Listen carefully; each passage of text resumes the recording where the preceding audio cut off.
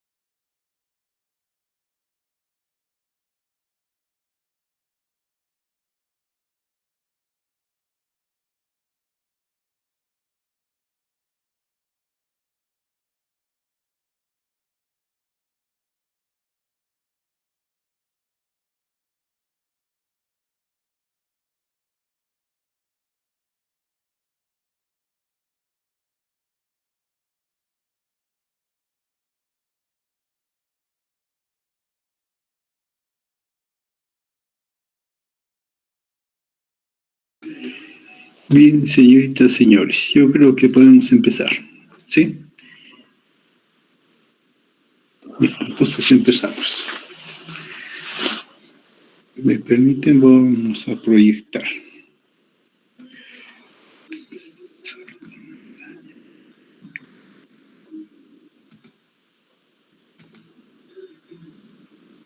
¿Me confirman si ven?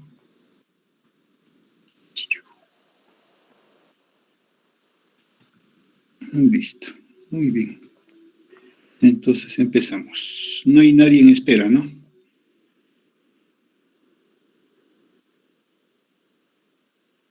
Ya, es que como ya estoy con pantalla completa, es que ya no puedo ver. Listo, muy bien. Lo que hicimos la vez pasada, en la primera parte, fue ver digamos, una visión general del aparato digestivo y cómo está organizado principalmente en cuanto a su estructura. Entonces ahora sí empezamos a revisar las funciones propiamente que va desarrollando o que desarrolla el aparato digestivo, y para eso nos vamos por algunas partes del aparato digestivo, siguiendo un orden, ¿no? Las partes iniciales, bueno, se los voy a dejar a la revisión que hagan ustedes, pero sin embargo vamos a señalar algunas cosas, ¿no? Claro, la primera parte, cuando ingresan los alimentos, tiene que ver con la masticación y todo lo demás, ¿no? Para eso está, digamos, la boca y todos sus elementos que tiene, todos los dientes, la lengua y todo lo demás. Algo muy importante a este nivel, a mencionar, son las glándulas salivales, ¿no? Las conocemos, ustedes las conocen, no vamos a explayarnos, pero estas son las principales, ¿no? Las glándulas parótidas, maxilares son iguales, ¿no? Todas ellas son las que producen saliva. Hay que recordar que, aparte de estas glándulas salivales, que se les llaman las mayores, toda la boca tiene glándulas, toda la mucosa de la boca tiene glándulas salivales, ¿no? Con excepción del paladar duro, que está hacia la parte superior, pero prácticamente todo lo demás sí tiene secreción de saliva. Claro que las glándulas salivales representan más del 90% de la secreción de saliva, mientras que las otras que son menores de la mucosa hacen el complemento, ¿no? Un 3% aproximadamente. Ahora bien, la saliva es, claro, conocemos, ¿no? Es un líquido transparente de viscosidad variable. Sobre todo esta característica se debe al ácido ciálico, ¿no? En la composición y el pH varían en función a los estímulos. Claro, a veces la boca, como dice, se nos pone seca, entonces la densidad de la saliva es más espesa, ciertamente más espesa, pegajosa, ¿no? Mientras que cuando sí tenemos, digamos, hay mayor secreción, más bien es más líquida, más fluida, ¿no? Entonces depende también de los estímulos que se tengan, ¿no? El pH salival en promedio oscila entre 6.5 a 7, ¿no? Y la producción diaria de saliva aproximadamente es de 1 litro. Ahora bien, la saliva está formado por algunos elementos como el moco, como la mucina prácticamente, que produce esa viscosidad, ¿no? Y que tiene funciones de lubricante y formación también del bolo alimenticio. Esto facilita la deglución a lo largo del tubo digestivo. Y no solo la digestión, sino el mismo hecho de poder pronunciar las palabras, ¿no? La articulación de las palabras. Si no hay saliva, nos es difícil hablar, se pega, ¿no? Y el que permite esa lubricación de las partes de la boca para hablar es justamente este moco, ¿no? Hay una enzima bastante conocida y que la conocemos, que es la lisozima, ¿no? Que es más bien una sustancia antimicrobiana, antibacteriana específicamente, que elimina bacterias que, claro, ingresan junto con los alimentos, ¿no? No solamente nos protege contra una infección que pudiéramos también tener, sino también protege sobre todo al esmalte de los dientes, ¿no? Evitando las caries que se puedan dar. Acordémonos también que a nivel de la boca hay toda una flora, ¿no? Que está ubicada y que permite el mantenimiento, por ejemplo, de los dientes y todo lo demás, ¿no? Hay enzimas como la tialina, que es en realidad una amilasa, o a veces se le llama la amilasa salival, ¿no? Que hidroliza el almidón que llega a la boca, ¿no? Claro que esta tialina va a actuar, ¿no? Hidrolizando a los almidones, pero tiene poco tiempo en actuar, pero ya inicia el proceso de digestión de los carbohidratos. Ahora, esa es la razón también por lo cual cuando la saliva, por ejemplo, toma contacto con cualquier, sobre todo carbohidratos, todo ya empieza su digestión y puede descomponer. Esto es muy sabido, por ejemplo, por los chefs, sí, que preparan los alimentos, que lo que hacen ellos cuando prueban cómo está la preparación, cogen una cuchara y lo prueban. Y esa cuchara no la vuelven a poner al recipiente, porque saben que va la enzima y empieza a descomponer. y le altera todo su plato que está preparando, ¿no? ¿Eso qué significa? Que sí empezó a actuar, ¿no? Y finalmente es una enzima. Y ustedes saben que la enzima no se consume como se vendría a ser los sustratos en una reacción, ¿no? Entonces, va a actuar. También está la lipasa, ¿no? Lipasa lingual, que tiene que ver con la digestión de las grasas. Ahora bien, una vez que ya se mastican los alimentos y todo lo demás, no con la saliva se mezcla, entonces tenemos el bolo alimenticio, que es lo que se va a ingerir, se va a deglutir. Eso significa entonces que de la cavidad oral va a pasar a la faringe, ¿no? Y luego va a descender por el esófago. Eso se lo dejo a ustedes para que le den una revisada, ¿no? Y entonces, una vez que pasa al esófago, entonces viene la fase de la ingestión, ¿no? Bueno, el esófago es un tubo de unos 30 centímetros aproximadamente, ¿no? Que va desde la faringe hacia el estómago. Y la ubicación anatómica y todo eso lo demás, ¿no?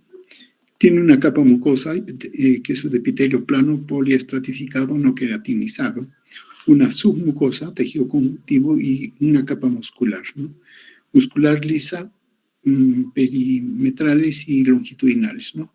Y una adventicia. Ahora bien, lo que sí es bueno señalar del esófago es que para que puedan avanzar el bolo alimenticio, sí tiene ese movimiento o contracciones peristálticas que hemos mencionado y que permite que el bolo alimenticio pase, ¿no? Y esto, claro, se ve favorecido por la gravedad inclusiva, pero también, aún si estuviera uno de cabeza, puede pasar los alimentos. Es por ese mecanismo o este peristaltismo que tiene el esófago, ¿no? Ahora, esta musculatura lisa que empuja el bolo hacia el estómago está inervado por fibras que le vienen del núcleo ambiguo, ¿no? A la placa motora final del músculo a través del nervio vago, ¿no? A través del nervio laringio recurrente. Entonces viene el impulso, estamos hablando de ¿qué nervio?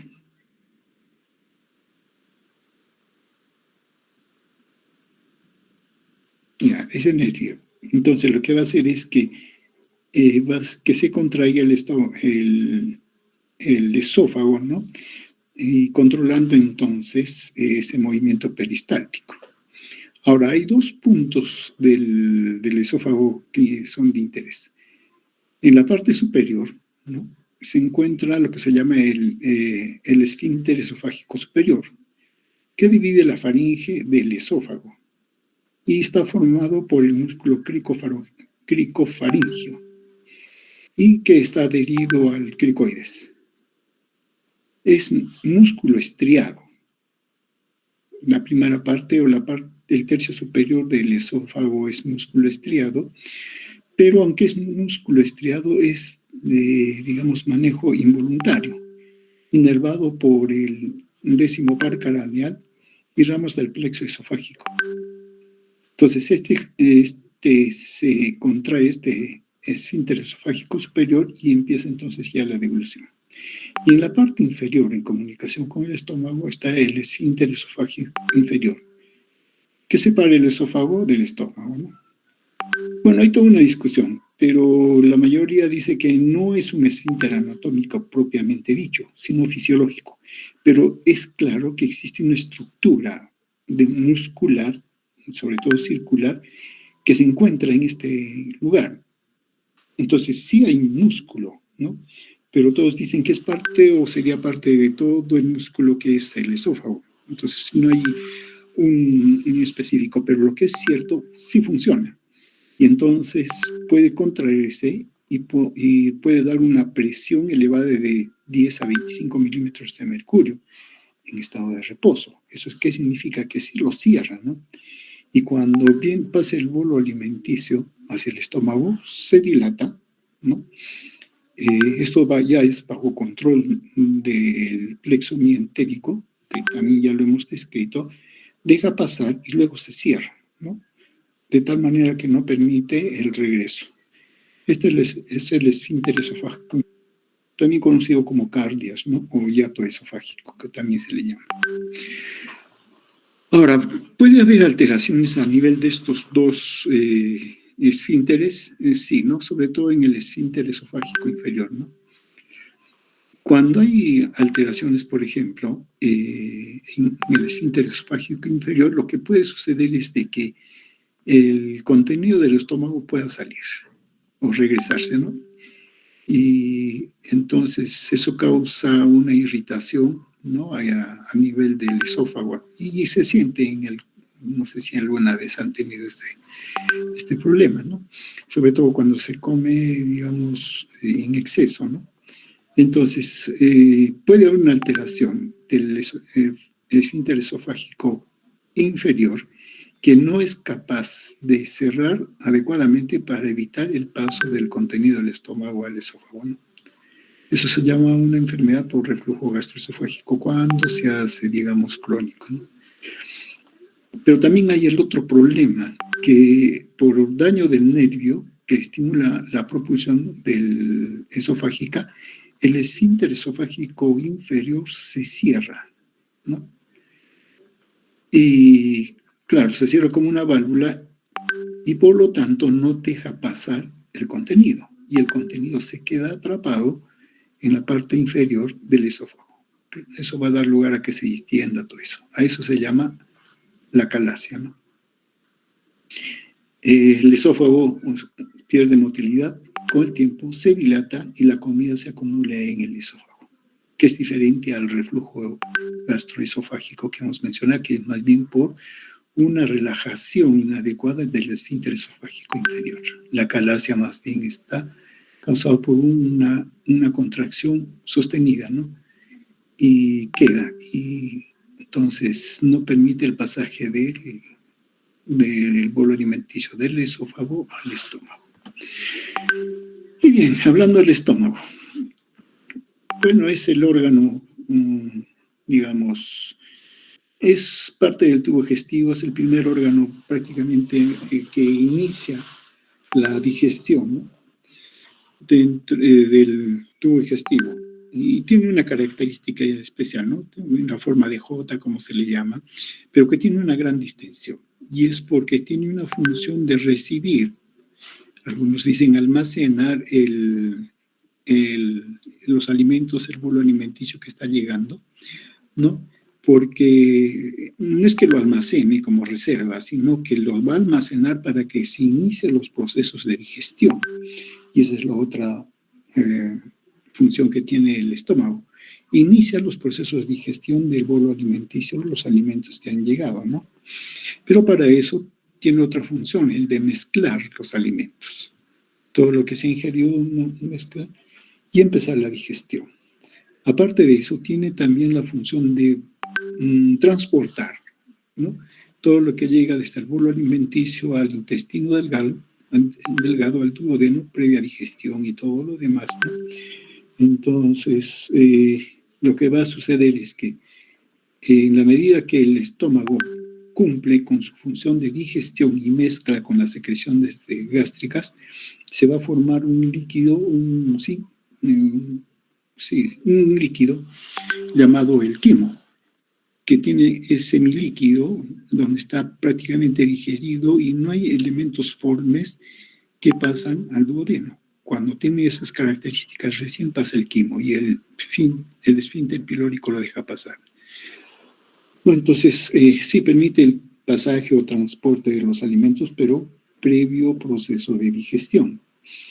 También tiene una función de protección.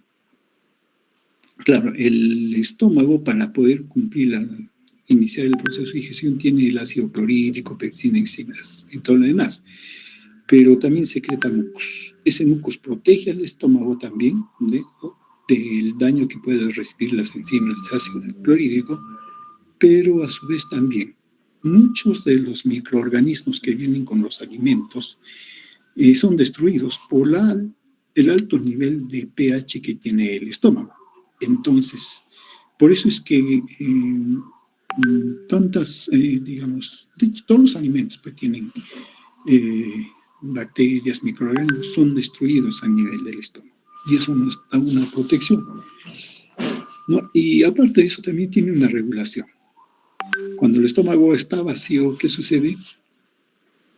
Nos da hambre, sentimos hambre. Y cuando está lleno, sentimos saciedad. Y entonces tiene que ver, en cierta manera, con la regulación de la ingesta de los alimentos, ¿no? Con la sensación de hambre y con la sensación de saciedad. Con todo eso, para todas esas funciones, el estómago, principalmente aparte de su estructura que es, digamos, está distendida y todo lo demás, tiene otra característica que secreta lo que se llama el jugo gástrico, ¿no? Que le permite entonces cumplir con su función. Y el jugo gástrico es una mezcla de secreciones de varias células epiteliales especializadas, organizadas en las glándulas gástricas. Entonces, todo lo que se secreta de estas glándulas se llama el jugo gástrico. Ahora bien, podemos señalar que el jugo gástrico tiene dos componentes, básicamente. Los componentes inorgánicos, donde está el agua, el ácido clorhídrico, el bicarbonato, el mucus y cloruro de sodio y cloruro de potasio, ¿no? Y los componentes orgánicos, el factor intrínseco, enzimas como el pepsinógeno, histamina, gastrina, somatostatina, que vendrían a ser elementos humorales de control, pero que también se secretan a este nivel, ¿no? En el estómago, y entonces forman parte del jugo gástrico también.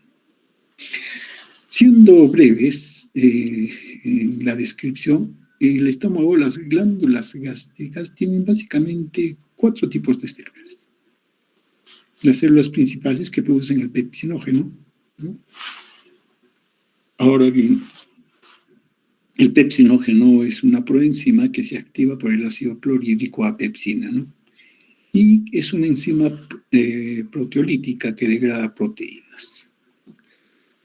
Eso por un lado. Y en las células principales, a nivel del antropilótico, aparte secretan lipasa gástricas, que es otra enzima, pero que tiene que ver con la digestión de las grasas, ¿no?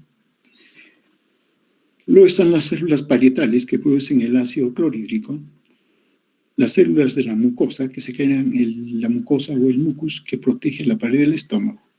Y están las células G que producen la gastrina, que estimula la secreción del ácido clorhídrico. Entonces, de los productos que secretan estas glándulas tienen funciones, ¿no? Y solamente para recordar rápidamente, ¿no? Tenemos la secreción del ácido clorhídrico para la hidrosis y esterificación de los alimentos, el factor intrínseco para la absorción de la vitamina B12, el pepsinógeno que tiene que ver con la digestión de proteínas, la gastrina que tiene función de regulación de la secreción gástrica y el mucus que es de protección para el mismo estómago. Ahora bien, entonces, esta secreción gástrica, ¿no?, se da a través de la mucosa. Y en la mucosa gástrica existen 2 tipos de glándulas tubulares importantes: las glándulas oxínticas y las glándulas pilóricas. Si vemos esto, este es el estómago, ¿no? Acá está el esófago, el fondo del estómago, el antropilórico y el pilórico, ¿no? Estas glándulas que estamos mencionando, glándulas tubulares, las glándulas oxínticas representan el 80% de la secreción y se encuentran prácticamente en todo el estómago, un 80%. Mientras que las glándulas pilóricas representan el 20% de secreción que se da. Las glándulas oxínticas secretan ácido clorhídrico, pepsinógeno, factor intrínseco, el mucus. Claro que cada uno de ellos tiene una célula en particular que lo produce. Y las glándulas pilóricas, que están aquí en el antropilórico, secretan moco, ¿no?, muy poco pepsinógeno y secretan gastrina. Entonces, si empezamos con las glándulas oxínticas, ¿no?, claro, se encuentran en el cuerpo y el fondo gástrico, no en el antropilórico principalmente, ¿no? corresponde al 80% de las glándulas del estómago. Y tienen 3 tipos de células. En realidad tienen más, ¿no? Pero para efectos de lo que describimos en la fisiología, consideramos a 3 células principalmente. Las células mucosas del cuello de la glándula, ¿no? Que es la que protege de las enzimas y todo lo demás. Las células principales que tienen que ver con la secreción del pepsinógeno, y las células parietales que secretan el ácido clorhídrico y el factor intrínseco. Si tenemos esta estructura, ¿no? Esta es una glándula gástrica, una glándula oxíntica, entonces esta es la luz del estómago, entonces todo esto es la mucosa y aquí se encuentra esta glándula oxíntica. Y como ustedes pueden ver aquí, está formado por varios tipos de células. Y estas células tienen ciertos lugares específicos dentro de la glándula, ¿no? Las glándulas mucosas, ¿no? Que secretan moco, péptido, trébol y bicarbonato, que básicamente son células que producen el mucus y que protegen, ¿no? La mucosa gástrica y también este es el fondo de la glándula, este es el cuello, ¿no? La fosa gástrica, la fosita gástrica, no del estómago, sino de la glándula, está lleno de mucus que producen estas células, las superficiales que se llaman, ¿no? Las células mucosas del cuello que también producen mucus y en más o menos este nivel, ya entre el cuello y el fondo, se encuentran estas células madre, que son las responsables de renovar el epitelio y los tipos celulares en estas glándulas. Acordémonos, estamos en el epitelio intestinal, en el epitelio gástrico, y estas células tienen un gran recambio, ¿no? Y entonces significa que sí, estas células se multiplican y se van diferenciando de manera especializada cada una de las células, ¿no? Luego, acá están estas células grandes, son las células parietales, también llamadas oxínticas, que son las que producen el ácido clorhídrico, como ya hemos mencionado, y también el factor intrínseco. Son las más grandes, ¿no? Se encuentran en el cuello y en el fondo de la glándula, ¿no? Son activadas por la gastrina, por la histamina y la acetilcolina para la producción del ácido clorhídrico, etc. Pero también están contrarreguladas, entonces inhiben la secreción de la somatostatina y prostaglandinas. Acá abajo, más abajo en el fondo, se encuentran estas células semejantes a los enterocromafines. Antes se les llamaba también enterocromafines porque tienen una estructura similar a las células enterocromafines. ¿Se acuerdan de las células enterocromafines?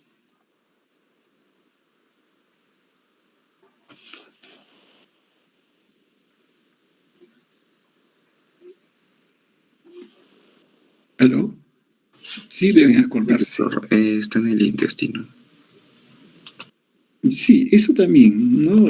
Pero deben acordarse de otro sitio y sobre todo acordarse por el tipo de secreción que dan. Las células enterocromafines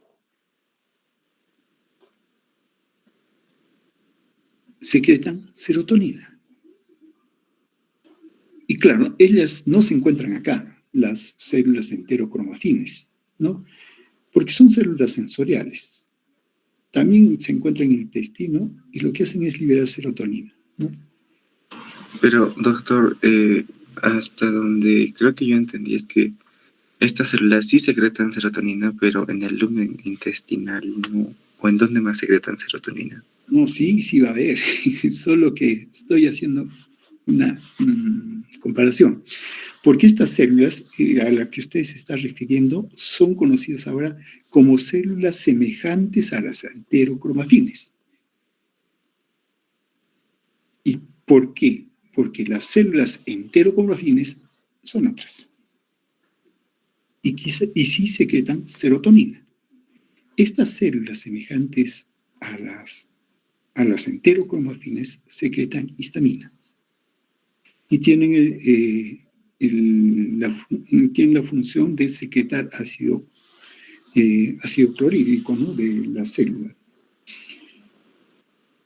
Claro que la serotonina también media la motilidad intestinal y a nivel del sistema nervioso influye en procesos como son la cognición, el dolor y hasta aún procesos de depresión. Ahí están comprometidas las células enterocromafines. Acá las células semejantes a las enterocromafines se encuentran en la histamina todo. Y cierto también que las células enterocromafines se encuentran en el interfaz del lumen intestinal y tienen que ver también con la microbiota y el sistema nervioso central, ¿no? Eso lo vamos a ir más abajo todavía. Doctor, sí. una consulta. Si secreta histamina, entonces se puede afirmar que pueden ayudar a la inflamación. Estamos hablando de las células enterocromafines. Sí, doctor. Sí, vamos. Estas no. Vamos a ver más adelante. La histamina es, ¿qué tipo de mediadores? Es un proinflamatorio, ¿no? Pero lo vamos a dejar. Más adelante vamos a darle. Están las células D, que vendrían a ser estas acá, que secretan somatostatina. ¿Y se acuerdan de la somatostatina?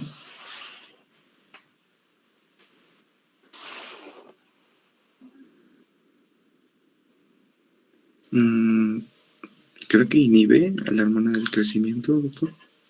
Sí, una de sus funciones es la inhibición de la hormona del crecimiento.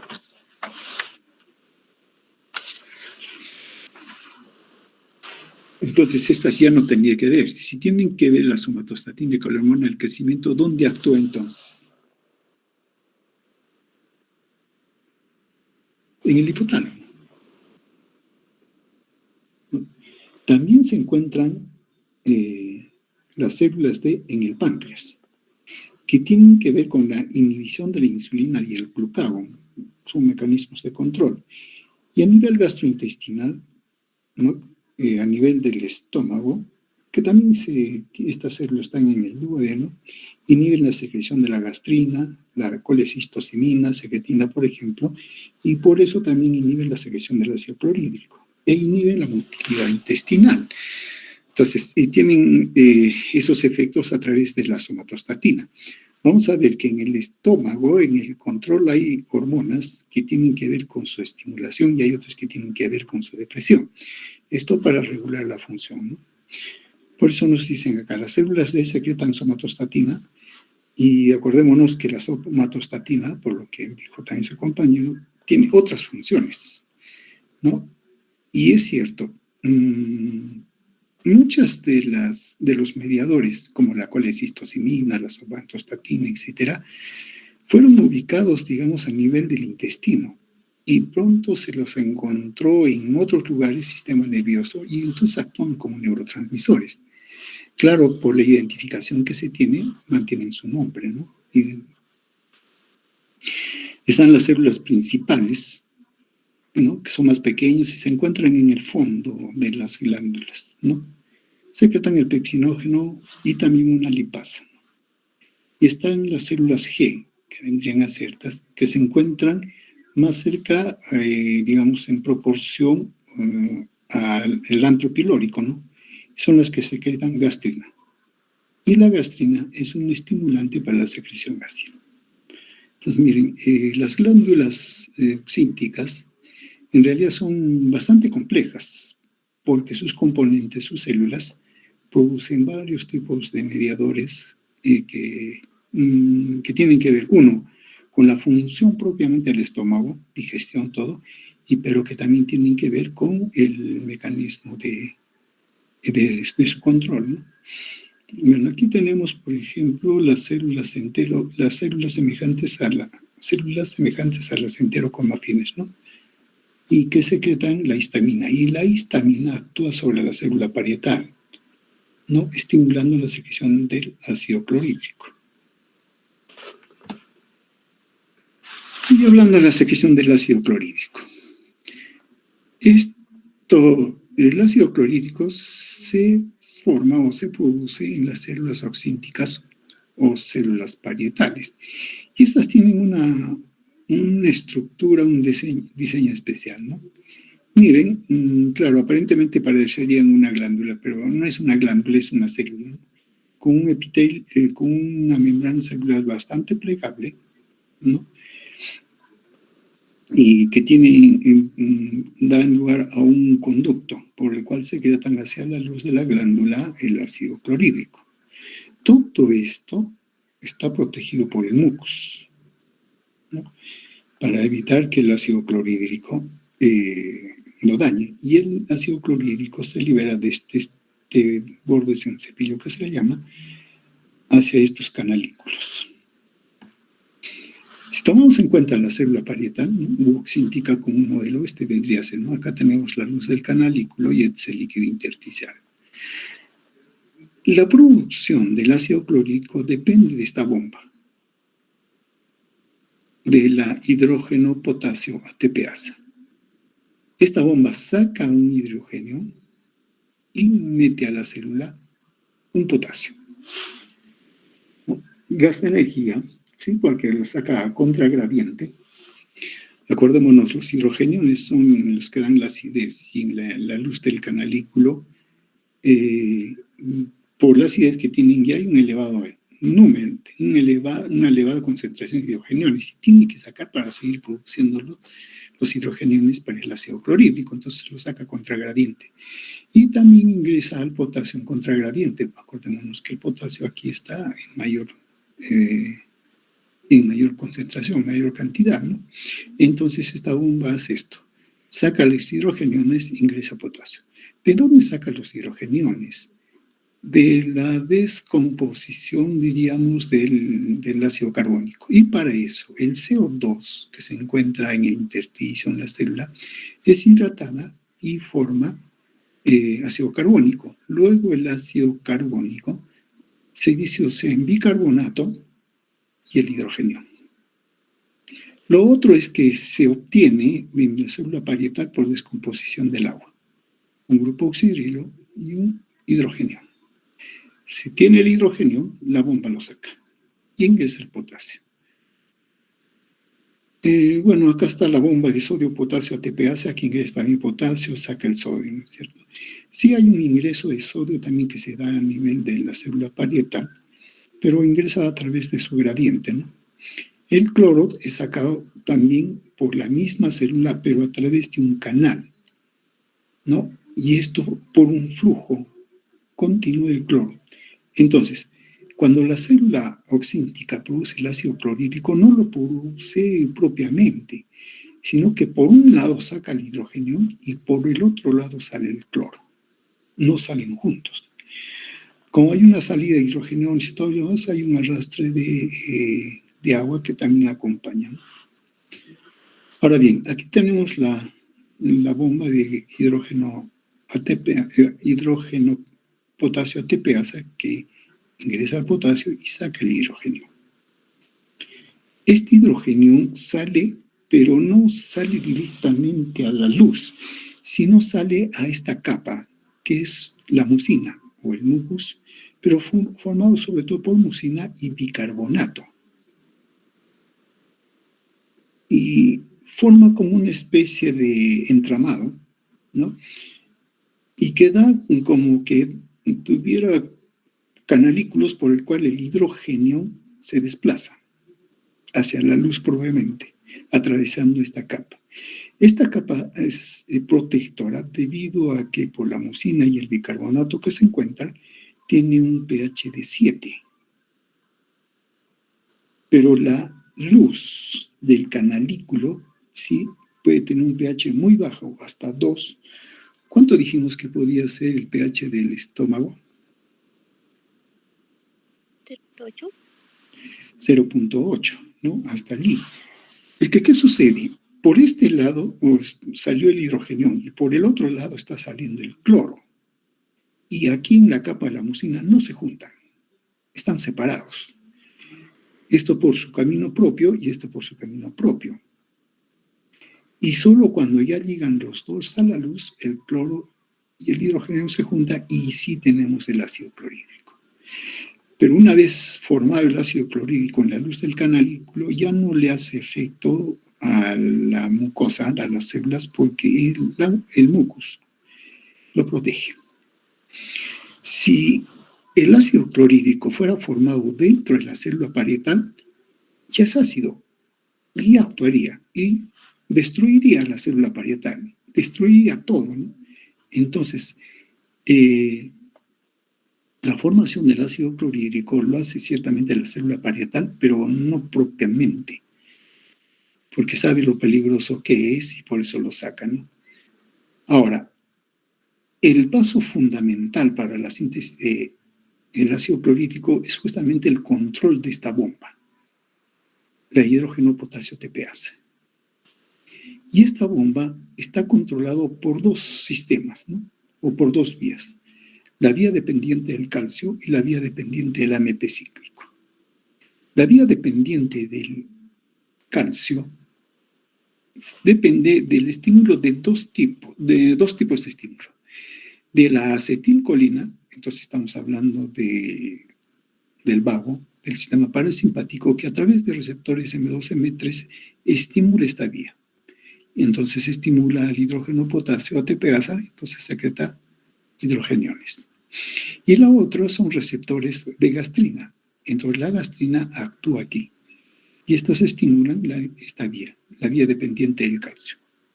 La otra vía es la de vía dependiente del AMP cíclico. Esta vía es estimulada por la histamina a través de receptores H2.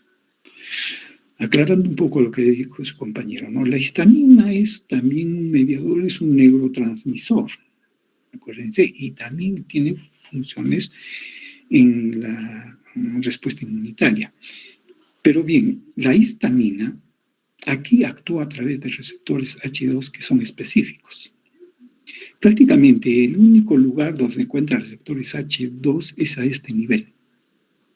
Y también es cierto que la bomba hidrógeno potasio ATPasa es específica también de las células parietales, no se encuentran en otro sitio. Entonces, la histamina tiene su propio receptor y este receptor va a dar lugar a las señales para que la vía dependiente del AMP cíclico se estimule a la bomba hidrógeno potasio ATPasa. De lejos, esta vía es la más importante y la que causa más estímulo para la secreción de los hidrógenos y por lo tanto la secreción del ácido clorhídrico. Por otro lado, esta vía dependiente del AMP cíclico es inhibida por prostaglandinas, prostaglandina E2, prostaciclina. Ahora, la histamina que mencionamos acá es producida por las células semejantes a las enterocromafines. Y estas células semejantes a las enterocromafines tienen receptores de gastrina. Ahora bien, entonces, la gastrina es el principal estimulante de la secreción del ácido clorhídrico, cierto, y está producido en células del duodeno y también células del antro pilórico. Secretan gastrina, ¿no? Esto cuando llega sobre todo el contenido al estómago, llega a este nivel, entonces le está informando que hay contenido, entonces hay que estimular la digestión a nivel del estómago, entonces la gastrina se produce y esta estimula a las células de las células semejantes a las enterocromafines y esta produce histamina y a través de la histamina induce la producción del ácido clorhídrico. Esta es la principal vía. Ciertamente el sistema parasimpático a través de la acetilcolina sí también lo estimula, pero no es fundamental. Y todavía las células enterocromafines son estimuladas también por la misma la acetilcolina, ¿no? Es un sistema parasimpático. Por eso es que cuando se quiere inhibir, por ejemplo, la producción del ácido clorhídrico, uno de los fármacos que se dispone es los antihistamínicos. Pero esos antihistamínicos son específicos para bloquear H2. Porque los otros antihistamínicos, ¿para qué sirven? Para bloquear los procesos alérgicos. Pero ellos actúan a través del receptor H1. Ahora bien, entonces, entonces se puede bloquear acá al receptor H2, ¿no? La cimetidina, ranitidina, por ejemplo, ¿no? Y habrá una inhibición en la producción de ácido clorhídrico. Pero estos fármacos tienen algunos problemas. Y hoy en día lo que más se está utilizando son fármacos que inhiben directamente esta bomba. No, inhiben directamente a esta bomba de tal manera que no se secreta hidrógeno, y si no hay hidrógeno, no hay ácido clorhídrico. Y como esta bomba es específica de las células parietales, ya el efecto es más directo y específico de este tipo de fármacos, ¿no? Y son los que hoy en día se están utilizando con bastante frecuencia, ¿no? Los antihistamínicos H2, que así se les denomina, están también, ¿no? Pero ya no se utilizan tanto porque aparecieron ellos primero. Por otro lado, ¿qué tenemos? Como dijimos, tenemos a las células epiteliales, productoras de mucos. Estas células producen la mucina y el bicarbonato, que es lo que protege, en este caso, a la célula parietal, ¿no? Y protege también a la glándula, ¿no? Y luego a toda la luz del estómago, ¿no? La producción de mucina y bicarbonato está estimulado por las prostaglandinas, prostaglandina E2, prostaciclina I2, las mismas que inhiben la vía dependiente del AMP cíclico. Y estas más bien estimulan en las células parietales la función de secretar mucina bicarbonato. Entonces, estas prostaglandinas tienen que ver con la protección, ¿no? Miren, la acetilcolina, ¿no? Eso significa el sistema parasimpático, también estimula las células epiteliales para la producción de mucina. Ahora, hay un equilibrio entre la producción del ácido clorhídrico y la producción de la mucina y todo esto. Si el equilibrio se guarda, entonces no hay daño hacia la mucosa gástrica, ¿no? Pero si por alguna razón hay una disminución de la secreción o de las prostaglandinas y todo ello, entonces hay disminución de la producción de mucina, mucosa, etc. Entonces esta capa protectora disminuye y el ácido clorhídrico causa daño. Hablamos de gastritis, hablamos de úlcera, cuando se rompe este equilibrio. Y se puede romper fácilmente, por ejemplo, cuando damos los AINES, ¿no?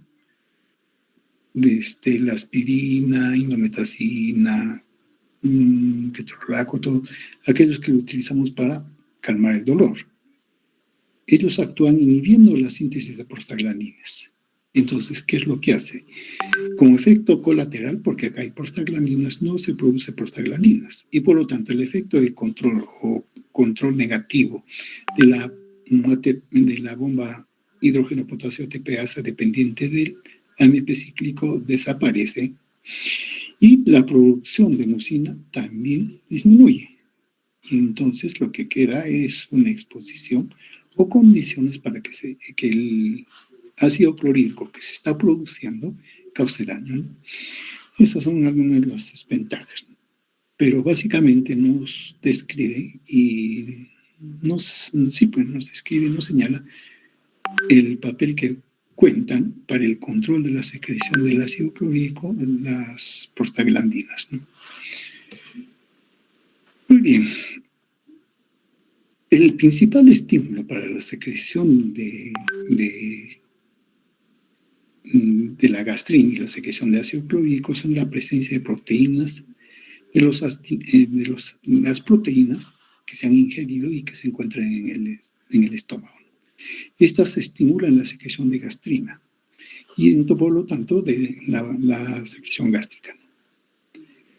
La gastrina estimula las células parecidas a las enterocromofines que mencionamos. Esto libera la histamina y la histamina estimula la formación de ácido clorhídrico en las células parietales. Ahora bien, entonces estamos hablando de la gastrina, ¿no? Que es la que estimula principalmente la secreción de ácido clorhídrico. Ahora bien, ¿la gastrina se puede dosar en sangre? Sí, se puede, pero su presencia es bien corta, ¿no? Y específicamente dependiendo del tamaño, porque esta es una es una hormona, ¿cierto? Pero es una hormona peptídica, ¿no? Y hay dos tipos, básicamente, ¿no?, que se conocen de gastrina, la G17 y la G34. Eso por el tamaño de los aminoácidos que tienen. La G17, que se le llama como gastrina pequeña, es un péptido más pequeño con una vida media circulante más corta, aproximadamente 5 minutos nada más. Con eso no se puede hacer nada. Pero la G34, que es la gastrina grande, es un péptido más grande, se depura de la circulación más lentamente y una vida media alrededor de 42 minutos. Y entonces lo que implica una concentración más persistente en sangre y que sí se puede dosar, ¿no? Ahora bien, después de una comida, después de comer, la concentración de G17 aumenta primero y luego la G34. ¿Y qué predomina debido a su menor tasa de depuración? Entonces, la que va a sostener. El efecto rápido lo hace G17 y el efecto sostenido lo hace G34, ¿no? Y entonces entre las dos se van a producir el estímulo para que se produzca histamina y luego se produzca la secreción de ácido clorhídrico, como hemos mencionado. Lo dejamos ahí con respecto al ácido clorhídrico. Con respecto a la secreción del factor intrínseco, no vamos a hablar mucho porque ya lo conocemos cuando hemos hablado de los, ¿qué se llama? ¿Cuándo hemos visto el factor intrínseco? Cuando vimos la función de la vitamina B12. Para la vitamina B12, ¿para qué sirve? Para la generación de ADN del eritrocito. Para la generación de los eritrocitos, su maduración y todo lo demás, ¿no? Entonces, el factor intrínseco, ¿no?, es esencial, ¿no?, para que se absorba la vitamina B12. La vitamina B12 se secreta en el estómago, pero la absorción el factor intrínseco se secreta en el estómago, se une a la vitamina B12, pero la vitamina B12 se absorbe en el hígado, ¿no? Y el factor intrínseco es secretado por las células parietales, ¿no? En cuanto al pepsinógeno, es secretado por las células pépticas, que se le llama, y mucosas. Como tal, no posee actividad biológica digestiva, pero cuando entra en contacto con el ácido clorhídrico se activa y se convierte en pepsina, que es la enzima que actúa, ¿no? Ahora bien, el pepsinógeno como tal es secretada por las células pépticas, también conocidas como células principales o células imógenas. Sí vamos a encontrar en todos los textos, no en todos, pero cada texto a veces lo nombra de manera diferente a la célula en particular. Claro, nosotros estamos hablando principalmente de células principales, pero también estas células son llamadas células pépticas y osimógenas. Bueno, cualquiera que sea el nombrecito de esta célula es la que produce el pepsinógeno, que en presencia de ácido clorhídrico se da la pepsina, y eso es una enzima proteolítica que degrada proteínas. Entonces, la secreción del pepsinógeno está regulada por la acetilcolina y el ácido gástrico. Ahora bien, la acetilcolina, porque es digamos, el sistema parasimpático que estimula la secreción, y el ácido gástrico porque tiene que ver con su activación. Recién secretado el pepsinógeno no tiene actividad digestiva. Cuando entra en contacto con el ácido clorhídrico es que se activa, ¿no? Como dijimos, es una enzima proteolítica. Lo que hace el ácido clorhídrico es quitarle esta señal. Este péptido señal lo separa del pepsinógeno, que se inactiva, y de esa manera se activa.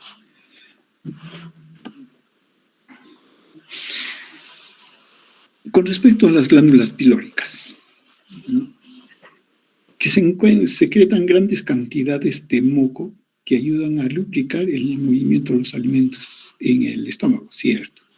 Pero también secretan hormona gastrina, la que hemos mencionado, que incrementa la secreción del ácido clorhídrico a partir de las células parietales y también del pepsinógeno a partir de las células principales del estómago. ¿Eso qué significa? Que la gastrina tiene que ver con la secreción gástrica y por lo tanto, tanto en la producción del ácido clorhídrico como el pepsinógeno. Y si vemos este tipo de células o glándulas pilóricas, miren, es mucho más simple que las glándulas oxínticas, ¿no? Aquí tenemos la fosa o el ingreso hacia la glándula, el cuello y el fondo de la glándula. Ahora bien, acá estarían las células principales, ¿no? Acá las células parietales, y estas serían las células del cuello de la glándula y que producen el mucus, ¿no? Entonces son las células que producen el mucus en las glándulas pilóricas. Es más simple. ¿Por qué? Porque lo que interesa acá al final, claro, estamos ya entrando al pilórico, al píloro. Se entiende que las glándulas oxínticas que se encuentran a nivel del estómago están actuando, ¿no? Y entonces ya vienen cargadas con las secreciones, con ácido clorhídrico, enzima y todo lo demás. Entonces lo que importa acá es protección. Y por ello estas glándulas, a pesar que sí tienen células parietales, células principales, todo, pero lo tienen en menor cantidad. Entonces significa que el ácido clorhídrico, el pepsinógeno y todo eso se produce, pero ya en baja cantidad. Lo que interesa es la producción del mucus.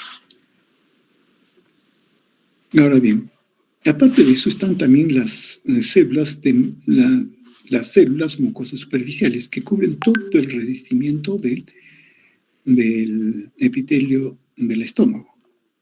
Y estas secretan grandes cantidades de mucus viscoso. Cubre la mucosa del estómago con un gel de un grosor de casi aproximadamente de 1 milímetro. ¿Ustedes alguna vez han comprado vísceras?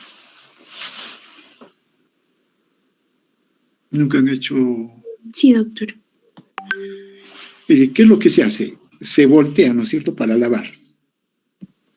Sí, para lavar su libra. Sí, pero hay una babita, un mucus. Ese es el mucus que lo está protegiendo. Claro que es víscera del animal porque se ha sacrificado, pero igualito es el de nosotros. Tiene esa misma consistencia, ¿no? Es alcalino, ¿no? Y que hace que la pared gástrica subyacente quede directamente, o sea, protegida de la secreción gástrica, que es muy ácida y proteolítica. Bueno, miren, de lo que estamos hablando nomás, ya hemos hablado de algunos factores que regulan la secreción gástrica. Hemos hablado de la gastrina, ¿cierto? ¿Qué cosa hace la gastrina? Principalmente. ¿Qué cosa hace? Control de la secreción gástrica, doctor. Sí, claro, estimula la secreción gástrica, pero de manera específica el ácido clorhídrico, ¿no? El pepsinógeno, y eso lo hace a través de las células semejantes a enteroconfines, que producen a su vez histamina. Mira, así. Claro, y la histamina sería la acetilcolina, que es el mediador del sistema parasimpático, ¿no? La somatostatina, que también lo hemos mencionado, pero que tiene más bien una función contrarreguladora, debido a que en el tracto gastrointestinal y en la manera del estómago inhibe la secreción gástrica. Tiene un efecto contrario, ¿no? Y también tiene otros efectos. Por ejemplo, inhibe la secreción de la gastrina, de la colecistocimina, de la secretina, del ácido clorhídrico, como hemos mencionado, y también inhibe la motilidad del intestino, ¿no? Para los efectos que estamos mencionando a nivel del estómago, entonces es una hormona contrarreguladora hacia la gastrina. Está la secretina, que la vamos a ver más adelante. Las prostaglandinas, que ya les hemos mencionado. ¿Cuál es la función de las prostaglandinas?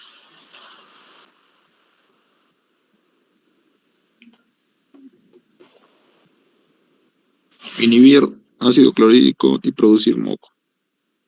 La producción del mucus, ¿cierto?, de la mucina, es su función.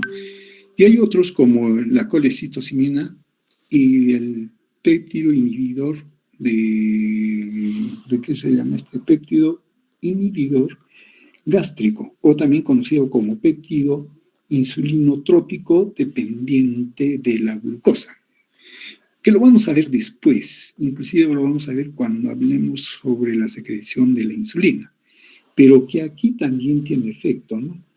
Se le llama péptido inhibidor gástrico, acá lo llamamos así. Su otro nombre es el péptido insulinotrópico dependiente de glucosa, ¿no? Que se secreta sobre todo cuando hay ácidos grasos, aminoácidos, ¿no? Carbohidratos. Su efecto es reducir la actividad motora gástrica, lo que implica disminuye el vaciamiento gástrico.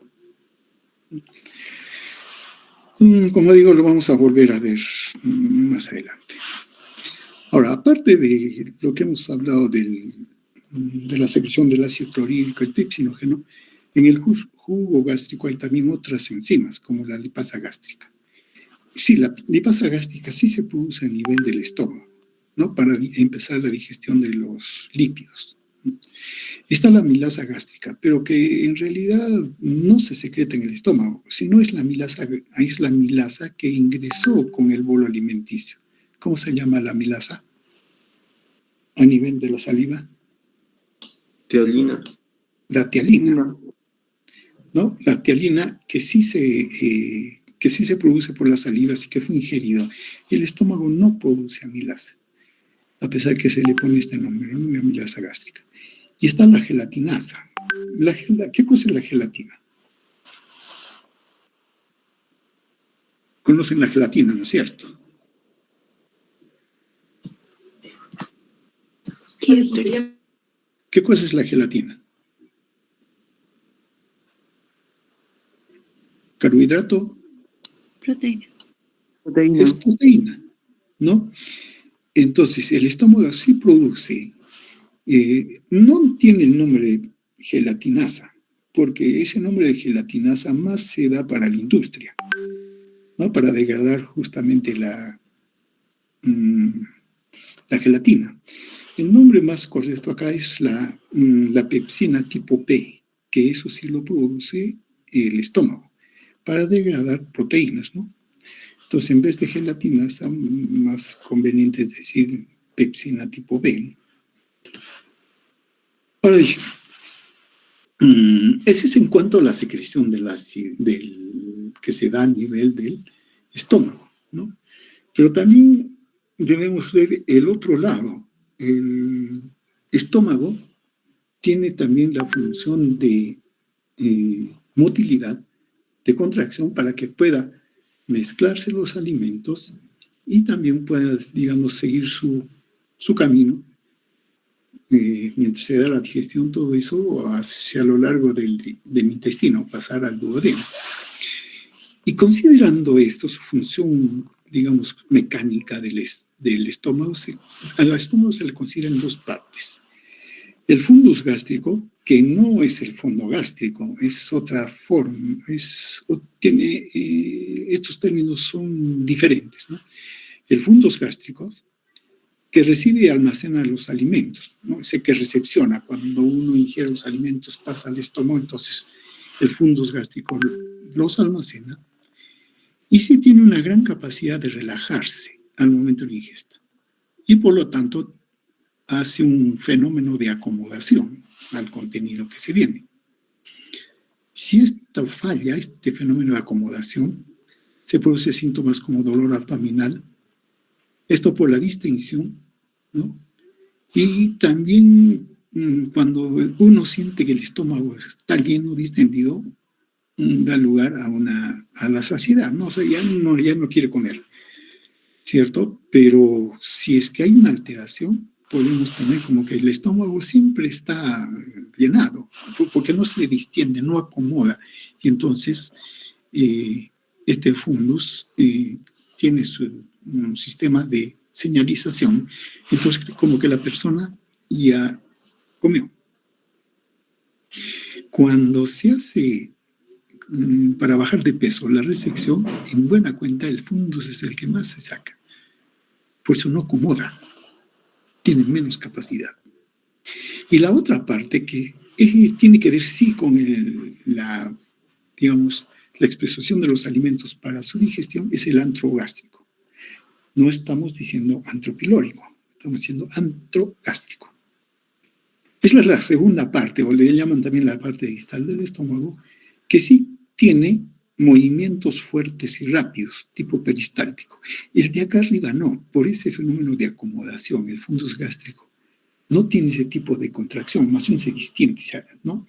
Pero este otro tipo, el antrogástrico, en esta parte, segunda parte, el antrogástrico, sí, tiene movimientos peristálticos. Esto para impulsar el contenido hacia el píloro. El efecto, mejor dicho, el objetivo de esta contracción es triturar y vaciar los alimentos sólidos, no enviarlos hacia el duodeno. Claro, no como sólidos propiamente, sino como quimo que sale del estómago. Ahora, la contracción antral del píloro, ya eso sí que es la parte del antro pilórico, también se contrae. Entonces, con la contracción que se está dando acá a nivel del antro gástrico y la contracción del antro pilórico, los alimentos quedan comprimidos en la parte distal del antro, ¿no? Son batidos, ¿no? Porque en el estómago no hay contracciones segmentarias, que son los que baten a nivel del intestino su contenido. El estómago no tiene contracciones segmentarias. Pero este juego entre la contracción del antro gástrico y la contracción del antro pilórico le da esa trituración a los alimentos, ¿no? Por así decirlo, y también los mueve, los bate, ¿no? Y da tiempo para que todo lo que secretó el ácido clorhídrico y las enzimas en ese batido que está en el antro gástrico se vaya digiriendo. Y solo una parte, ¿no?, va a pasar hacia el duodeno. No pasa en grandes cantidades. Se produce la trituración, mezcla y filtrado de los alimentos. Y solamente van a pasar cuando el píloro se abre y deja pasar el contenido del estómago.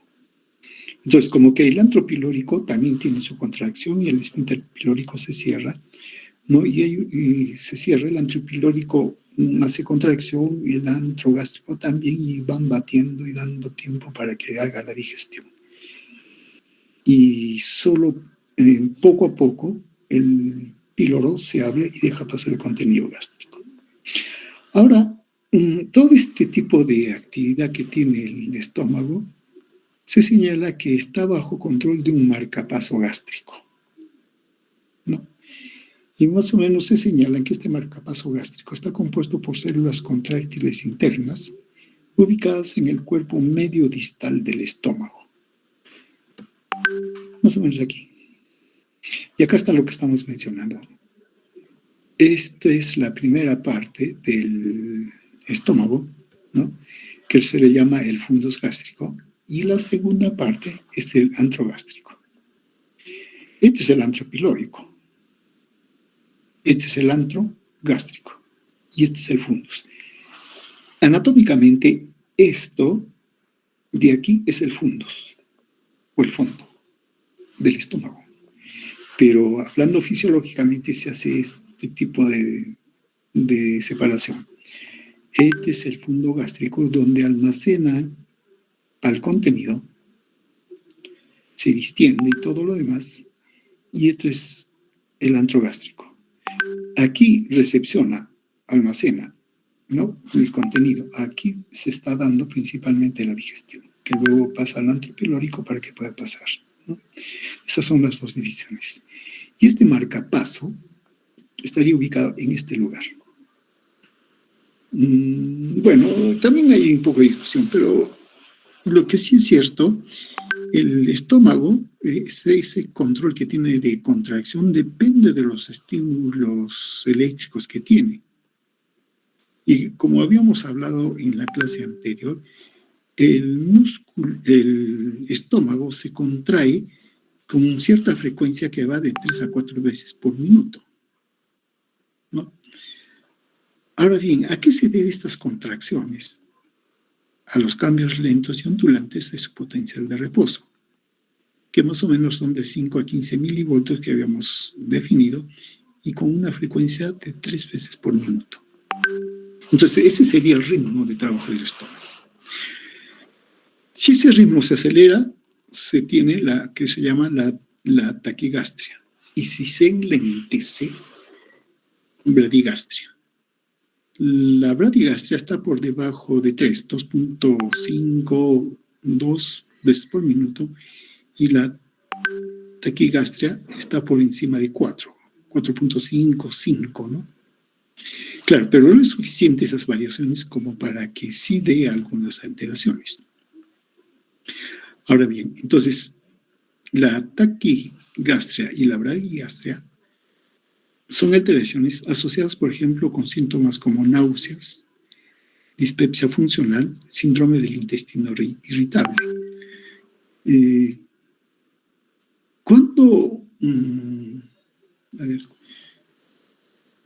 Cuando hemos comido algo que nos cae mal, ¿no?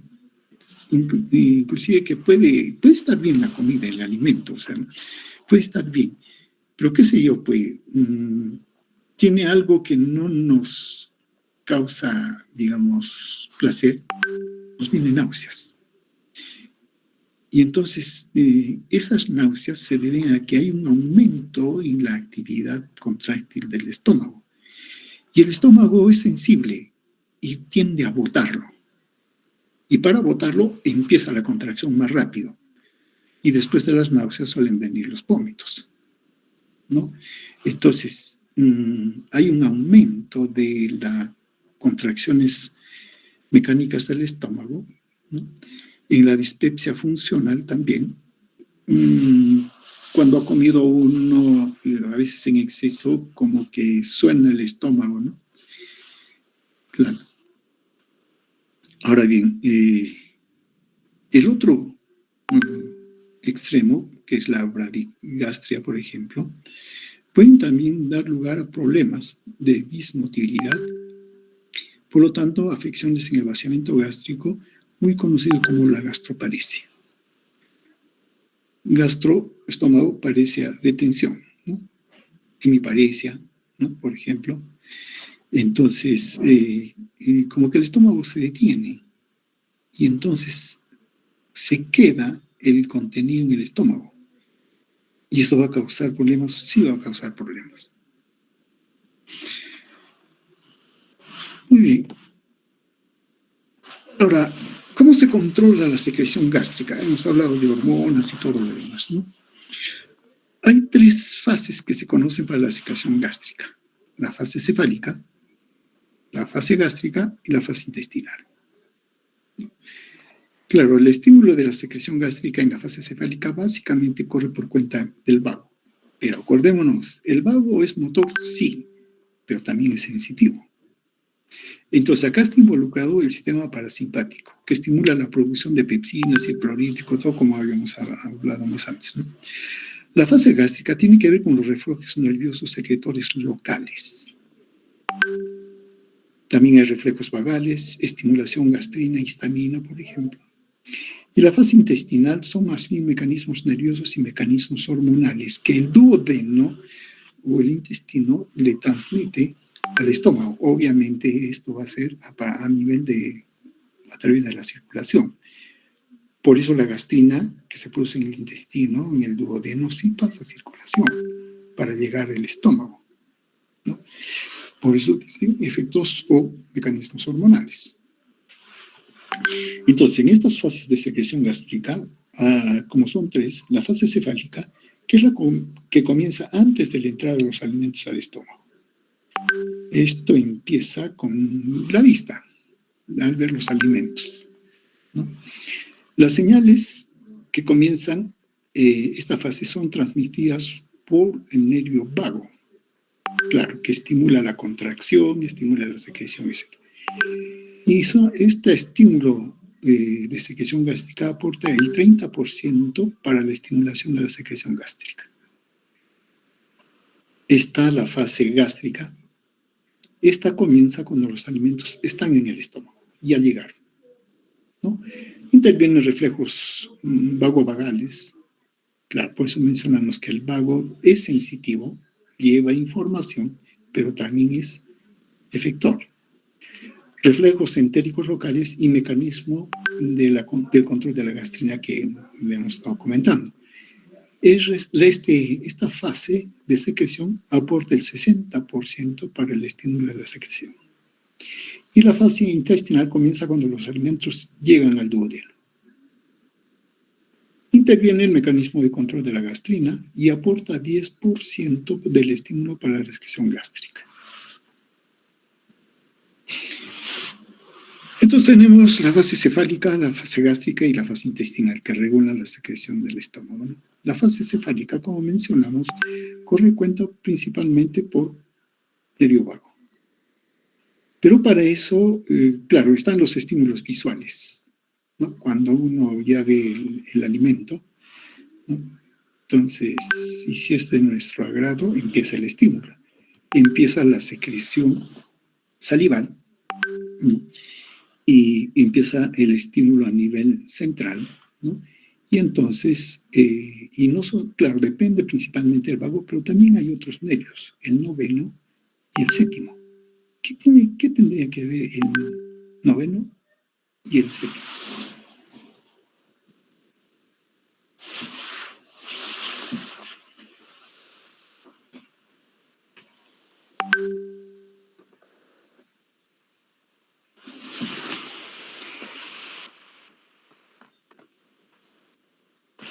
Veamos. Han hecho pares craneales, ¿no es cierto?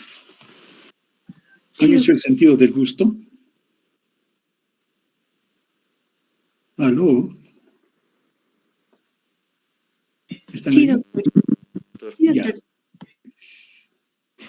La fase cefálica ciertamente empieza con la visión, todo esto, cierto, pero también cuando los alimentos se encuentran en la boca.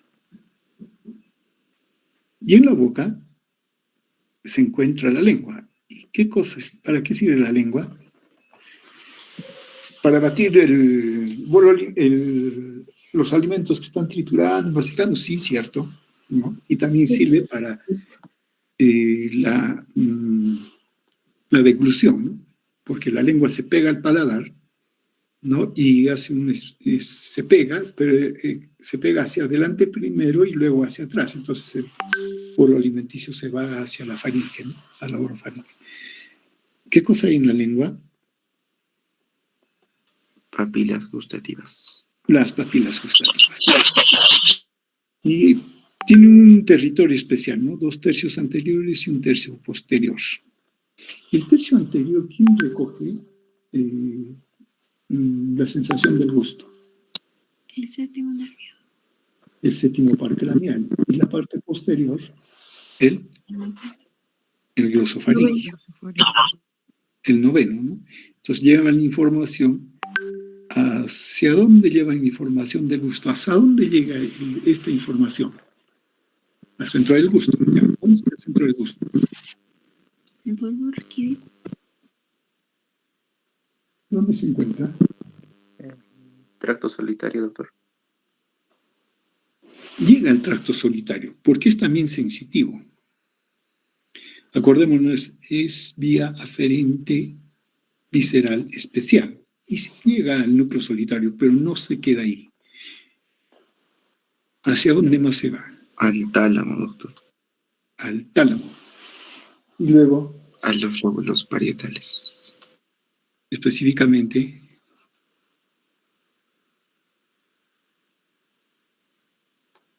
el lobo parietal no pega, pero a la ínsula. ¿Se acuerdan de la ínsula? Que está por acá más o menos. Claro que no se la ve a menos que se abra este surco, ¿no? Y entonces uno la ve. Y sobre todo va a la parte anterior de la ínsula, que ahí se encuentra la corteza del gusto. Hasta ahí llega. Por eso nosotros también somos conscientes del sabor que tenemos, ¿no? O que estamos percibiendo.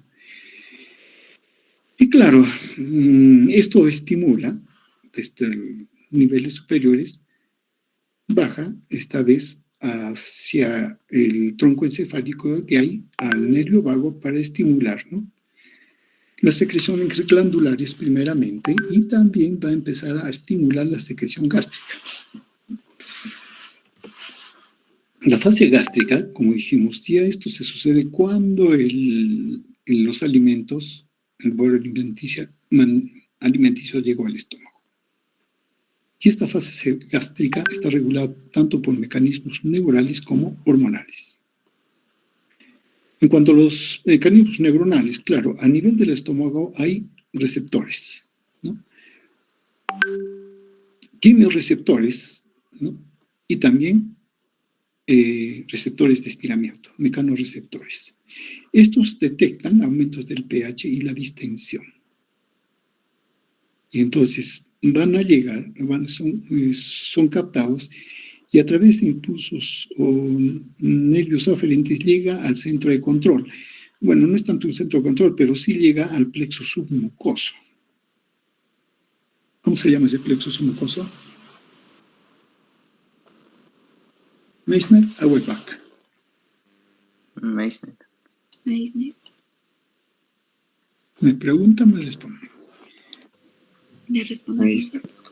Ya, llegó al plexo submucoso. Y entonces del plexo submucoso va a dar, digamos, impulsos nerviosos, etcétera, hacia los órganos efectores, que básicamente las células parietales y el músculo liso de la pared del estómago, ¿no? Para que funcione según lo que hemos mencionado. Pero también desde este centro, vía aferente del vago, llega a niveles superiores y entonces se estimula el sistema parasimpático, que llega al centro y también va a estos órganos. Entonces aquí también el sistema parasimpático interviene, ¿no? Esos son los mecanismos neurales. Y están los mecanismos hormonales. Y aquí lo que hemos mencionado, la gastrina, ¿no? Con lo que habíamos mencionado. Cuando el contenido llega al estómago, llega al duodeno, entonces acá están las células G, que son las que producen la gastrina. Pasa a la circulación, entonces se libera. Y estimula ¿a quién estimula?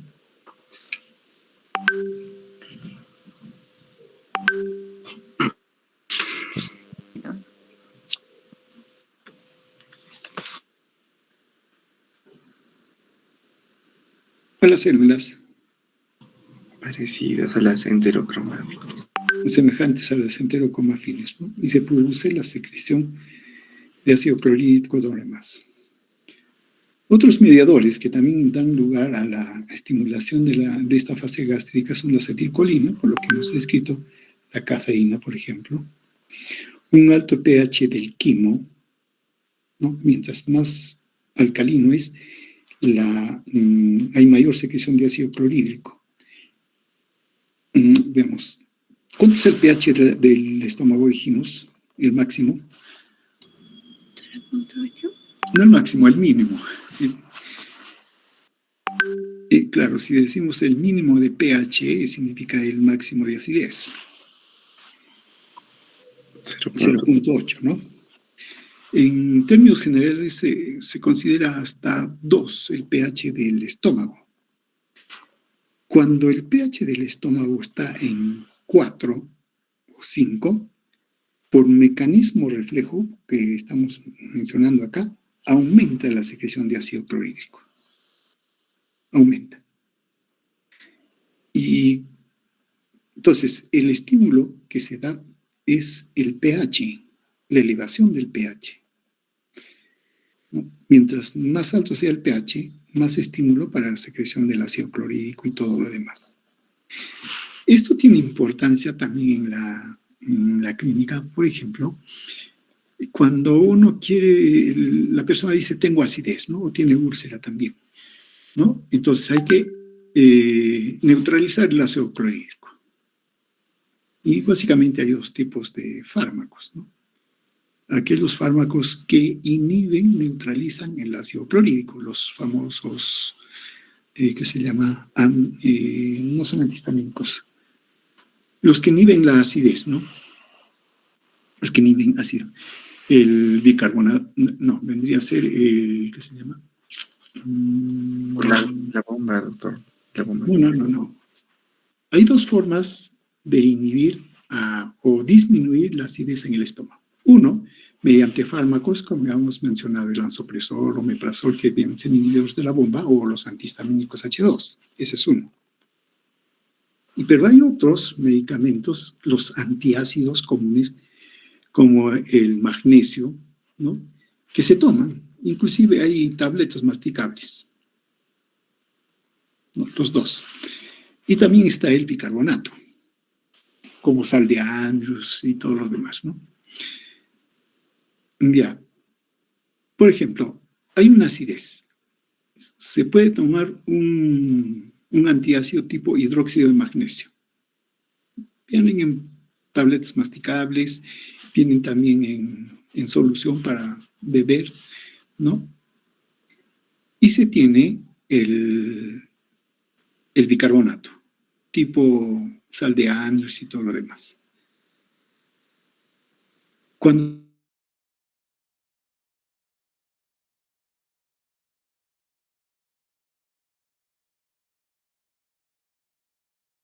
se utiliza el bicarbonato, neutraliza el ácido clorhídrico y eleva el pH a más de 4, por encima inclusive de 5. Lo neutraliza bien. Por eso uno cuando tiene acidez y toma el bicarbonato, siente un gran alivio.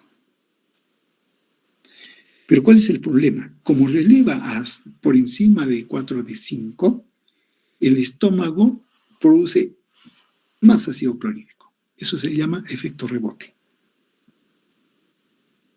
Por eso la sal de Andrews y el bicarbonato no son aconsejables para tratar la acidez estomacal o la úlcera.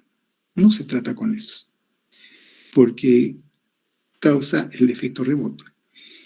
Pero los otros antiácidos, ¿no?, como el hidróxido de magnesio, ¿no?, ellos neutralizan, pero no le elevan más de 4. Y entonces evitan el efecto rebote. Entonces, el pH del estómago es el que va a determinar también la secreción o el nivel de secreción de ácido clorhídrico en el estómago. Las proteínas digeridas parcialmente, claro, el principal estímulo para la secreción de ácido clorhídrico, no el principal, sino uno de los principales son las proteínas, los aminoácidos, la distensión del estómago. Mencionamos de la gastrina, ¿no?, que si dijimos que son de tipo 17 y 34, ¿no? ¿Quiénes estimulan la gastrina? Las proteínas, como mencionamos, el estímulo del vago, la bombecina. ¿Qué cosa es la bombecina?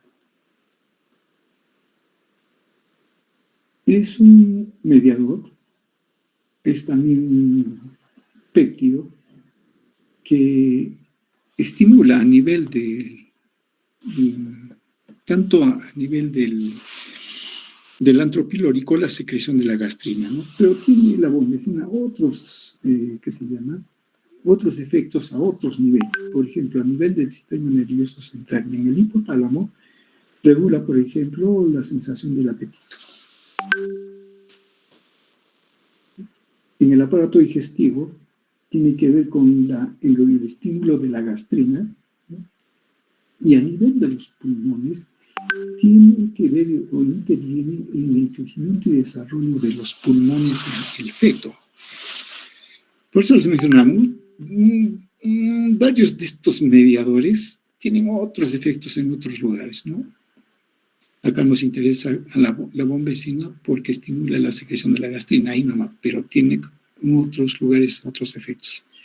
Y como tiene que ver, por ejemplo, con el estímulo del desarrollo, crecimiento de los pulmones, entonces tiene efecto estimulante sobre la secreción, sobre el crecimiento y proliferación celular. Y, por ejemplo, en cáncer de pulmón, la bombecina es un marcador neoplásico. Entonces se dosa, ¿no? Claro, ¿qué tiene que ver? Es que tiene que ver con el estímulo de las células para su crecimiento y multiplicación. Y las células neoplásicas son estimuladas y está comprometida ahí la bombecina, sobre todo en este tipo de procesos o alteraciones o neoplasias del pulmón. Factores que inhiben a la gastrina: la acidez, las grasas, el vago, la somatostatina, el glucagón, el péptido, ¿cómo se llama este?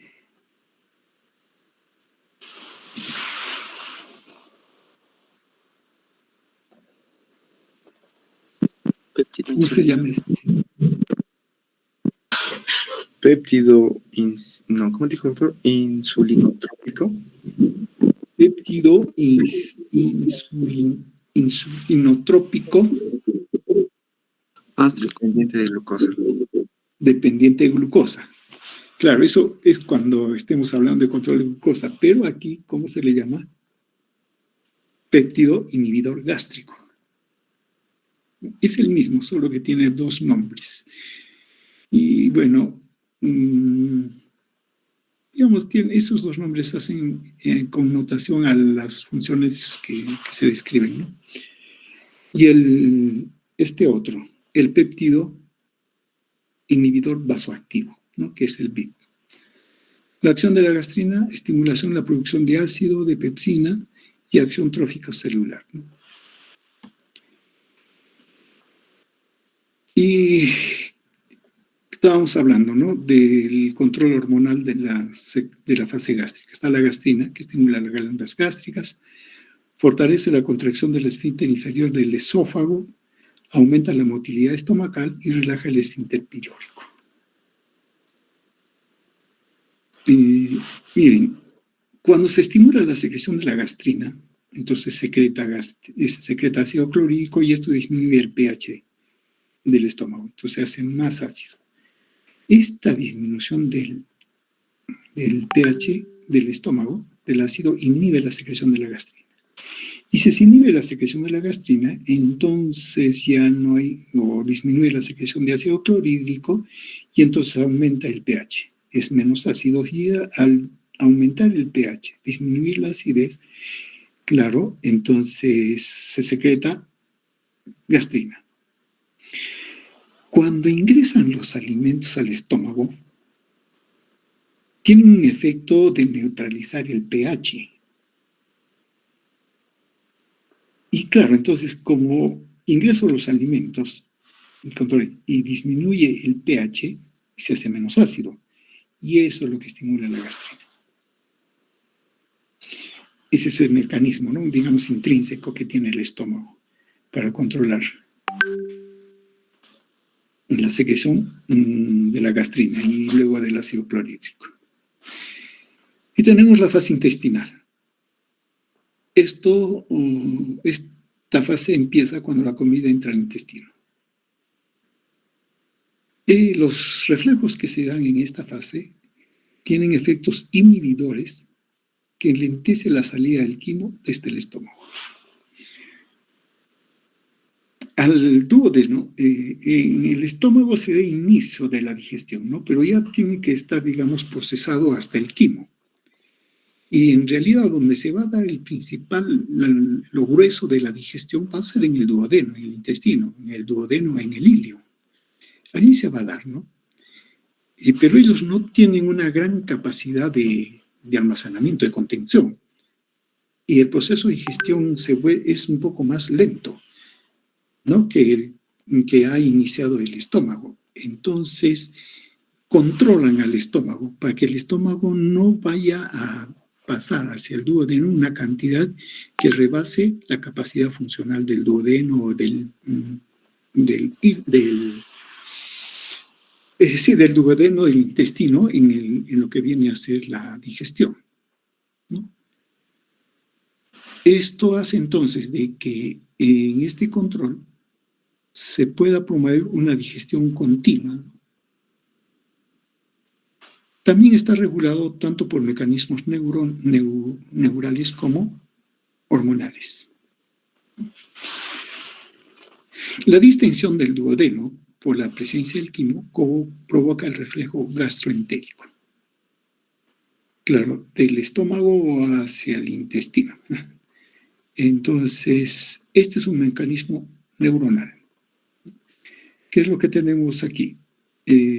Aquí tenemos el estómago, el duodeno, y el duodeno se distiende. Hay receptores de estiramiento. Esto es captado por los nervios, en este caso el décimo par craneal, y estas aferencias son llevadas hasta el bulbo raquídeo. Y a nivel del bulbo raquídeo lo que hay es inhibir la estimulación parasimpática. Y se estimulan los nervios simpáticos del estómago.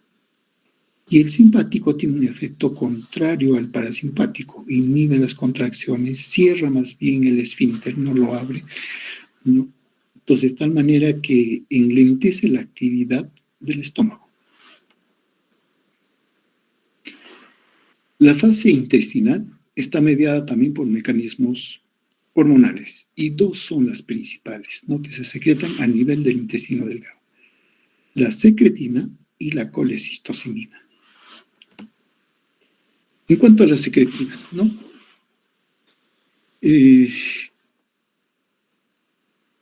el único estímulo que se tiene para la secreción de la secretina es el ácido clorhídrico del estómago.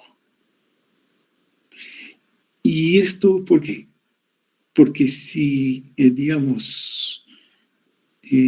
cuando se ha producido el ácido clorhídrico en el estómago, se ha producido el quimo y todo lo demás, y entonces lo que va a pasar del estómago es el quimo, ¿cierto? Pero es ácido, con un pH inferior a 4.55.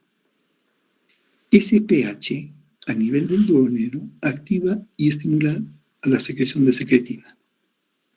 Y eso pasa a la sangre. El resultado: hay un estímulo para la secreción de cantidad rico en bicarbonato por parte del páncreas, ¿no? Y también que se inhiba la secreción del estómago, ácido clorhídrico, pepsina, etc. Entonces, la secretina es producida por las células S del duodeno y se liberan por efecto de la acidez intraduodenal y también por la presencia de sales biliares, ¿no? Este estímulo de la secreción de secretina es inhibido por la somatostatina. La secretina estimula la secreción pancreática, y claro, con la secreción pancreática viene la secreción del bicarbonato, y eso disminuye, y también, bueno, por un lado estimula la secreción pancreática y produce bicarbonato, disminuye o neutraliza el pH con el cual está viniendo del estómago, y también disminuye la secreción gástrica, ¿no? Ahora bien, esta secretina producida por estas células estimula la acreción hídrica, rica en agua y bicarbonato en el páncreas, estimula la secreción de la colecistocimina, inhibe la secreción gástrica ácida, estimula la contracción del esfínter pilórico, estimula el crecimiento del páncreas exocrino. Claro, la secretina tiene que ver con el páncreas exocrino, no con el endocrino, ¿no? Entonces, en buena cuenta, o para resumir, la secretina lo que hace es, cuando se produce, es inhibir al estómago, tanto en su secreción gástrica. Entonces, eso significa que el estómago disminuye su actividad digestiva y también inhibe su contracción. Entonces, el pasaje se hace más lento, hay más retención, ¿no? Complementario a eso, estimula la contracción del esfínter pilórico para evitar, ¿no?, que salga. Entonces, con eso la secretina, mejor dicho, el duodeno, con la secretina, controla lo que va a pasar del estómago al duodeno.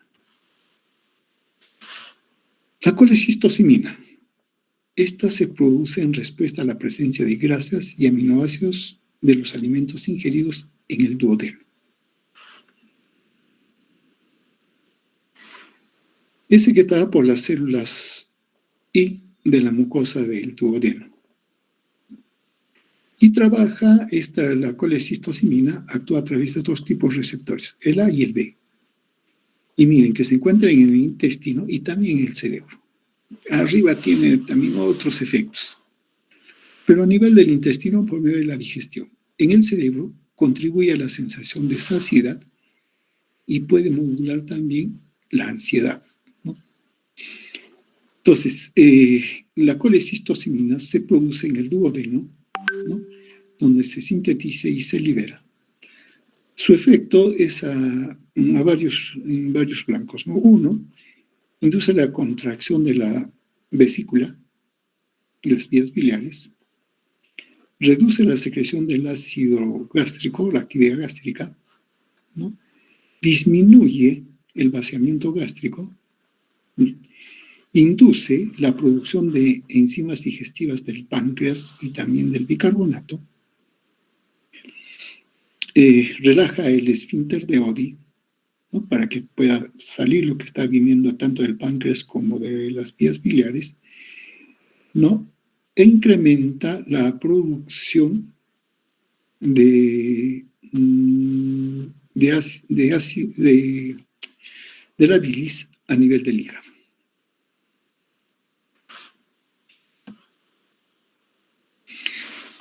Complementando a esto, también hay otras hormonas que provienen del duodeno. Está la secretina, el colecistocimina que mencionamos, pero por ejemplo está el péptido inhibidor gástrico que estábamos mencionando, ¿no? Este péptido intestinal, también está el péptido intestinal vasoactivo, ¿no? Ese es su nombre, ¿no? El BIP, que estimula la secreción de iones y agua por el intestino e inhibe la secreción del ácido gástrico. El BIP, o péptido intestinal vasoactivo, regula tiene una regulación gastrointestinal porque modula la motilidad y secreción del aparato digestivo, pero a su vez también induce relajación de la musculatura lisa, estimulando la liberación de agua, sales y enzimas. Tiene efecto vasodilatador, ¿no? Y esto hace que aumente el flujo sanguíneo a varios de los órganos y tejidos. Tiene también función inmunológica porque actúa como modulador del sistema inmunitario, sobre todo mediando la producción de sustancias químicas que tienen que ver con los procesos inflamatorios, ¿no? Y también activación de las células inmunitarias. Tiene que ver también con la neurotransmisión, es un neuropéptido que es involucrado en la regulación de la actividad cerebral. Por ejemplo, está involucrado en los ritmos del sueño. A nivel cardiovascular, influye en la frecuencia cardíaca, la contracción del músculo cardíaco y la regulación del flujo sanguíneo coronario. De ahí que tenga ese monopéptido intestinal vasoactivo, ¿no? Lo que nos interesa por el momento es esa regulación gastrointestinal que tiene, ¿no? Sobre el aparato digestivo, promoviendo la regulación de la musculatura lisa y estimulando la secreción de agua, sales, enzimas a este nivel. Hay otras hormonas como la grelina que se secreta en el estómago y que tiene un efecto de aumentar el apetito, ¿no? Es producido en el estómago ciertamente y su efecto, mejor dicho, su producción se da cuando el estómago está vacío, sobre todo en el ayuno, ¿no? Y cuando hay un nivel bajo de glicemia. Entonces, eso estimula la producción de la grelina, ¿no? Y dentro de sus efectos, estimula la sensación de hambre, ¿no? Pero también estimula la secreción gástrica y de las enzimas digestivas. Bueno, está la gastrina, secretina, colecistocimina, que ya las mencionamos. Y listo. Con eso quedamos con el estómago y entramos al intestino delgado. Yo creo que lo vamos a dejar aquí. Y continuaremos el día lunes. ¿Alguna pregunta? ¿Algo que acotar?